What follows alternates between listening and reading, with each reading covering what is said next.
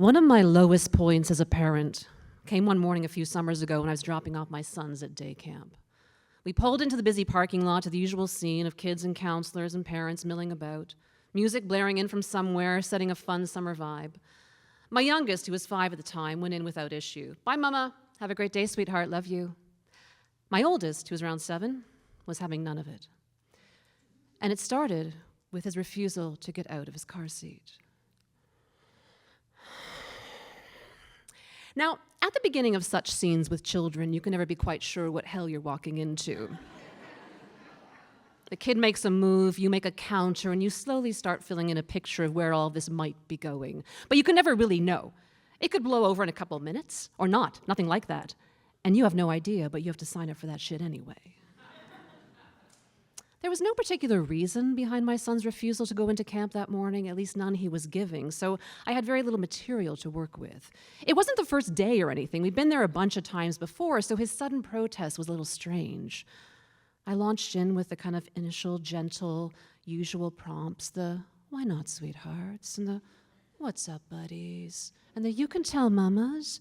But when those weren't yielding anything, they got pretty quickly replaced by the "well, you need to's," and the "there's not much choice release," and the "tant pis mon amours."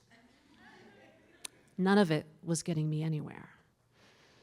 I think most parents would agree it's a pretty big milestone when your kids are no longer within your physical control. That is, there's no more wearing them in carriers, there's no more strapping them into strollers or throwing them over your shoulder, and there's no wrenching them into or out of car seats. That's just not happening. And it's a pretty major transition because you know from that point forward, all battles will consist solely of psychological warfare.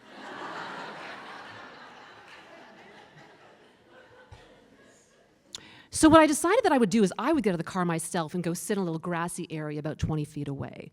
I was hoping my son would feel kind of abandoned when I did that. And then he'd want to get out of the car and come sit with me. Once he was out, I could then lock the car with the beep beep, and at least he wouldn't be able to get back in. We'd be one step closer to my agenda and away from his.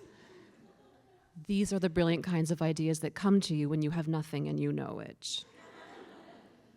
So I beckoned after him a few times from my new place on the grassy knoll. "Why don't you come sit with me for a bit, sweetheart? Yeah, we'll just have a little chat, okay? Yeah, just get out of the car and... Yeah, just get out of the car and... Yeah, just get..." Eventually it worked. I watched as he slowly got out of the car and mopily trudged towards me and beep, beep, victory! He was out of the car. And he couldn't get back in. And he was pissed. But now, of course, he wasn't going anywhere else. He still surely wasn't going into camp, and this was apparently the hill he was going to die on. My nerves were quickly sliding from fraying to shot. I launched one more campaign of coaxing and cajoling and insisting and bribing and begging and threatening and promising and pleading and warning and nothing. Desperate, I grabbed a few passing camp counselors and dragged them into the mix. And even as these well-intentioned teenagers described the oh-so-fun happy day coming ahead, I could tell we were fucked. He was beyond persuasion, and lest it be forgotten, for no actual reason. At this point, all the other kids had gone in. Camp had already started, and my son had made his initial refusal to get out of his car seat 45 minutes ago. We were miles beyond a challenging drop-off. This was an epic standoff. He was immovable. And I was done. There was no way I could tolerate this situation for 1 second more. I bolted. With a burst of superhuman energy, I sprang away from my son and towards the car. Beep, beep. He chased after and caught up. I physically held him away from me while I opened the door just enough to squeeze myself through and close the door. But then, like something out of a horror movie, he attached himself to the side of the car. I lowered the window just enough to pry him off the side view mirror, breaking his grasp finger by finger to put the window back up and see his red face looking at me angry and teary and screaming, and I didn't give a shit. I threw the car into gear, reversed wildly, and sped out of the parking lot. Even in my crazed state, I knew it was dangerous. The whole drive home, I was apoplectic with rage. I was banging my hands on the steering wheel, bawling my eyes out and screaming at the top of my lungs, "I hate you! I hate you! I hate being a mother. I hate being your fucking mother. I was spitting out my son's name in disgust.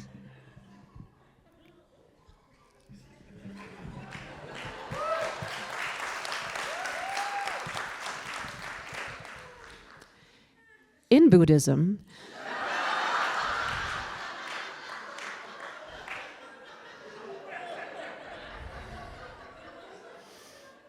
there's a concept called sending in the second arrow.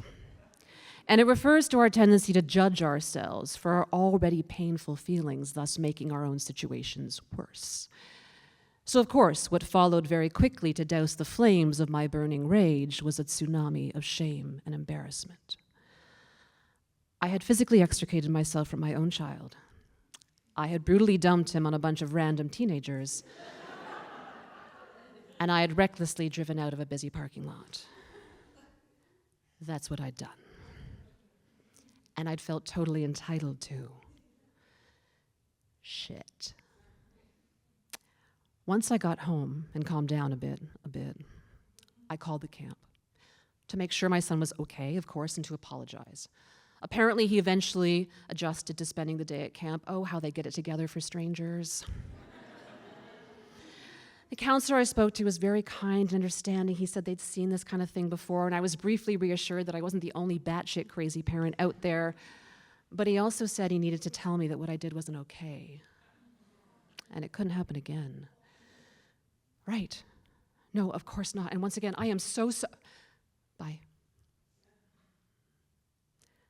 Losing it feels awful. Losing it in public feels catastrophic. Losing it in public because maybe you're just a bad mother? As a parent, you can end up in so many of these seemingly endless tantrums and awful standoffs with your kids that seriously leave you wondering, how does this scene fucking end? It feels like you're trapped in a terrible improv. You've got no ideas, but you have to keep going anyway. And when every fiber of your being is screaming at you to go, get out of here, this is bullshit, save yourself, run, you are meant to muster patience and thoughtfully stay? It's confusing at even a physiological level. And it's hard to pin down why some of these conflicts with our kids escalate so quickly into such fever pitch, and some just fizzle out without much ceremony. So the regret that follows is often infused with confusion, too. How did things get so derailed? How did that get so fucked up? How did I get here? When we see other people losing it, it's nearly impossible to appreciate the full context of what's going on. From the outside, it just looks like unchecked crazy. I can't imagine what I looked like from the outside that morning. I don't want to. But as for the particular context of that day camp drop-off with my son, the history of our dynamic is part of it, I guess. Where we were each at that morning is part of it.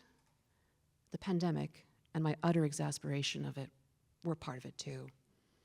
But beyond that, I'm not exactly sure why things went so terribly wrong that morning. I still really regret it. My son and I talk about it sometimes too. In his memory, I never apologized, which is total bullshit. And I learned a lot from it too, I did, but I also know that something very much like it will happen again. Thank you.